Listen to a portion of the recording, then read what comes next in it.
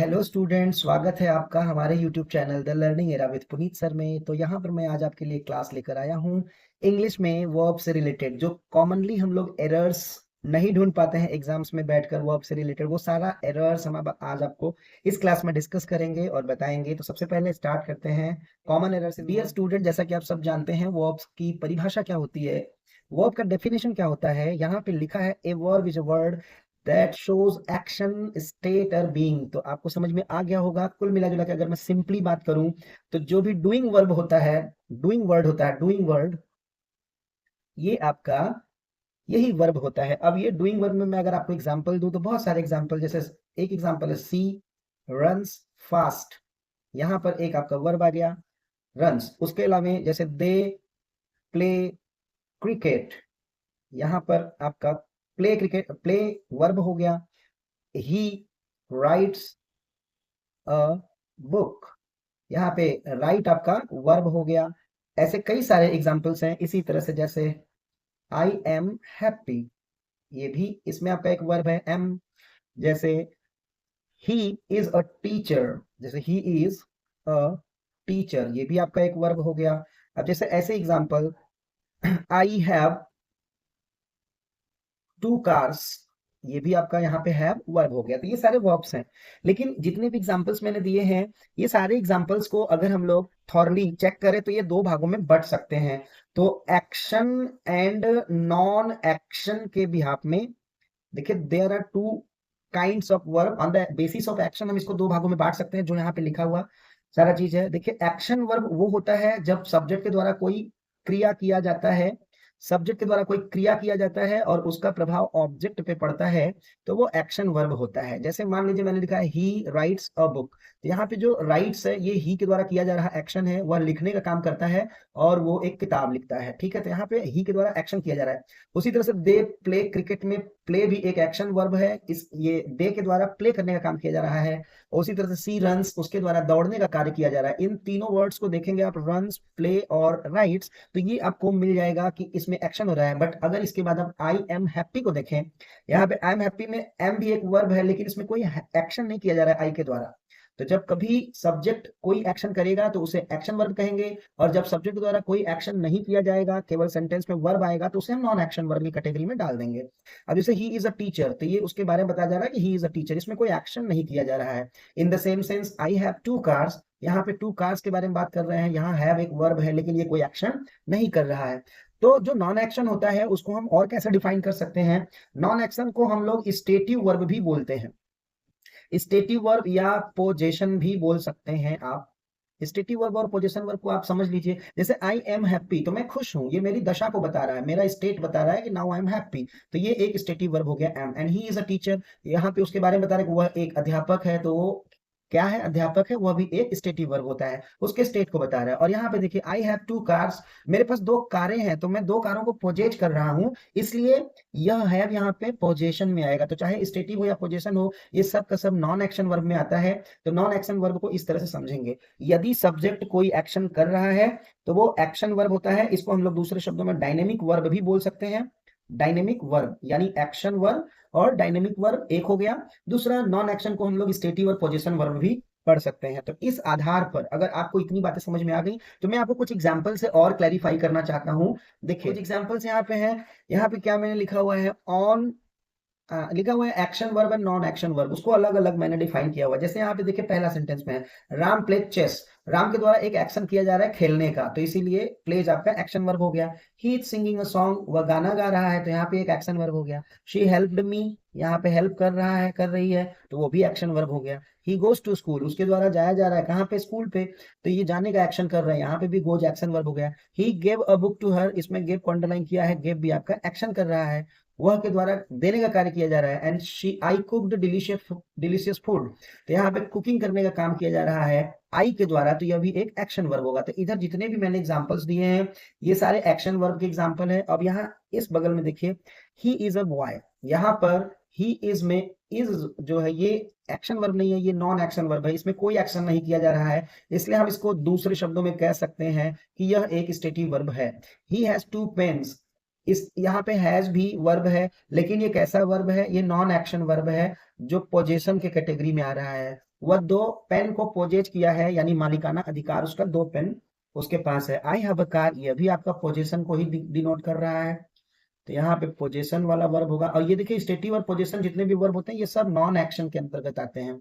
I know him, मैं उसे जानता हूँ, देखिए आई के द्वारा कहा जा रहा है कि I know him, I action नहीं कर रहा है, केवल कह रहा है मैं उसे जानता हूँ। तो नो में कोई एक्शन नहीं हो रहा है, कोई एक्शन आई नहीं ना कर रहा है, तो इसके वजह से इसको हम लोग क्या कहेंगे, ये एक स्टेटिव वर्ब हो गया।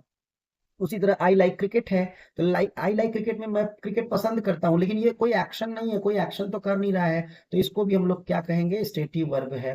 एंड ही प्रीफर्स कॉफी, यहाँ पे प्रीफर्स शब्द आया हुआ है, उसे कॉफी पसंद है, तो कोई एक्शन तो नहीं कर रहा है ना, कॉफी पी तो नहीं रहा है ना, केवल वो बता रहा है ही प्रीफर्स कॉफी, तो यहाँ पे भी ये स्टेटिव वर्ब हो गया। अब डियर स्टूडेंट, यहाँ पर कुछ क्वेश्चंस आपको कराने हैं मुझको, और उस क्वेश्चन को कराने के लिए आपको सबसे पहले एक्शन वर्ब और नॉन एक्शन वर्ब की जानकारी होनी चाहिए, क्योंकि फॉर्मूला देने जा रहा हूँ। ये हमारे कुछ क्वेश्चंस हैं जो हम आज इस क्लास में प्रैक्टिस कर रहे हैं। सबसे पहले क्वेश्चन को समझिए, जब भी आप कभी वर्ब को पार्ट ऑफ स्पीच में देखते हैं तो वर्ब की विशेषता किसके द्वारा बताई जाती है, हमने और आपने सब ने पढ़ा है, एडवर्ब के द्वारा वर्ब की विशेषता बताई जाती है। और यहां पर मैं आपको बता रहा हूं कि एडजेक्टिव भी वर्ब की विशेषता बताता है, जबकि आपने पार्ट्स ऑफ स्पीच में पढ़ा होगा कि एडजेक्टिव तो केवल नाउन और प्रोनाउन की विशेषता बताता है, तो ऐसा तो है, लेकिन यहाँ पर एडजेक्टिव वर्ब की भी विशेषता बताता है, ये भी आपको समझना होगा। अब कब एडजेक्टिव विशेषता बताता है वर्ब की और कब एडवर्ब बताता है, तो बड़ा सिंपल सा फॉर्मूला है, इस फॉर्मूला को समझिएगा। वर्ब की विशेषता एडवर्ब बताता है जब एक्शन वर्ब होता है, यानी सेंटेंस में जब एक्शन वर्ब आएगा तो उसकी विशेषता बताने के लिए हमें हमेशा एडवर्ब का प्रयोग करना होगा। और जब भी कभी सेंटेंस में स्टेटिव यानी नॉन एक्शन वर्ब आएगा, मींस स्टेटिव वर्ब आएगा, स्टेटिव या फिर पोजेशन आएगा, ये एक फॉर्मूला हो गया आपके लिए, स्टेटिव या पोजेशन, ठीक है। तो जब भी कभी ये वर्ब आएंगे स्टेटिव या पोजेशन, तो उसकी विशेषता बताने के लिए एडजेक्टिव का प्रयोग किया जाएगा। तो यहाँ पे बहुत ध्यान से इस फार्मूला को एक बार फिर मैं बता रहा हूँ, वर्ब की विशेषता एडवर्ब बताएगा जब एक्शन वर्ब आएगा, और वर्ब की विशेषता एडजेक्टिव बताता है जब स्टेटिव या पोजेशन वर्ब आता है। अब एग्जांपल से आपको हम समझा दे रहे हैं, जैसे यहाँ लिखा है ही, फर्स्ट सेंटेंस में देखिएगा, he drove the car slowly, slow और स्लोवली, देखिए यहाँ पर स्लो जो है ये आपका क्या है, स्लो, स्लो जो वर्ड है और स्लोली वर्ड है, स्लो आपका एडजेक्टिव है, स्लो आपका एडजेक्टिव है और स्लोली आपका एडवर्ब है। अब विच वन इज करेक्ट, तो ही ड्रोव द कार, अब यहाँ पे हम ड्रोव को लेंगे, तो ड्रोव एक्शन वर्ब है या नॉन एक्शन, वह कार चलाया, उसने कार चलाया, स्लो चलाया कि स्लोली चलाया, तो यहाँ पे जो ड्रोव है ये एक एक्शन वर्ब है, क्योंकि वो ड्राइविंग करने का काम कर रहा है। तो आपने क्या सीखा, एक्शन वर्ब होगा तो उसकी विशेषता कौन बताएगा, एडवर्ब बताएगा। तो यहाँ पे ड्रोव एक्शन वर्ब है, इसीलिए इसका सही आंसर स्लोवली हो जाएगा, स्लो नहीं होगा। तो पूरा आंसर क्या बनेगा, ही ड्रोव द कार स्लोवली, क्योंकि स्लोवली एडवर्ब है। और अभी अभी फार्मूला में आपने वो चीज सीख लिया। सेकंड एग्जांपल है, दे आर प्लेइंग नाइस और नाइसली, नाइस देखिए यहाँ पर एडजेक्टिव है और नाइसली यहाँ पर एडवर्ब है। अब आपको डिफाइन करना है, दे आर प्लेइंग, यहाँ पे प्लेइंग वर्ड आया हुआ है, तो प्लेइंग आपका कर रहा है, तो एक्शन वर्ब है, प्लेइंग एक एक्शन वर्ब है, तो इसके लिए एक्शन वर्ब में क्या लगेगा, एक्शन वर्ब में एडवर्ब लगेगा। तो नाइस आपका एडजेक्टिव है, नाइसली एडवर्ब है, तो आप नाइसली को सही कर देंगे और नाइस आपका गलत हो जाएगा। उसी तरह से नेक्स्ट एग्जांपल है, ही वाज वीपिंग बिटर और बिटरली, तो यहाँ पे बिटर एडजेक्टिव है और बिटरली आपका एडवर्ब है। आप देखिए यहाँ पे वो रोने का काम किया जा रहा है, तो रोना भी एक प्रकार का एक्शन हो रहा है ना, एक प्रकार का ये एक्शन है, तो ये एक्शन वर्ब है रोना, तो इसके अनुसार बीटर न लग के क्या हो जाएगा, बिटरली लगेगा, क्योंकि एक्शन वर्ब एडवर्ब के अकॉर्डिंग होता है। अब यहाँ देखिए नेक्स्ट एग्जाम्पल में है, शी वॉज फीलिंग हंग्री हंग्रीली, देखिए यहाँ पे ध्यान दीजिएगा, शी वॉज फीलिंग, अब यहाँ पे फीलिंग की बात कर लीजिए, तो फीलिंग कोई एक्शन नहीं होता है, ये स्टेट को बता रहा है कि वह ऐसे, वह स्टेट, उसका स्टेट क्या है, स्टेटिव वर्ब है, ये गलती से स्टेशन लिखा गया, स्टेटिव वर्ब है फीलिंग, इसमें कोई एक्शन नहीं किया जा रहा है उसके द्वारा। तो इसमें जब भी कभी कोई एक्शन नहीं किया जाएगा, स्टेटिव या पोजीशन होगा, तो उसमें विशेषता बताने के लिए हम लोग एडजेक्टिव का प्रयोग करेंगे। तो यहाँ पे जो हंग्री है वो आपका एडजेक्टिव है और हंगरीली जो है वो आपका एडवर्ब है।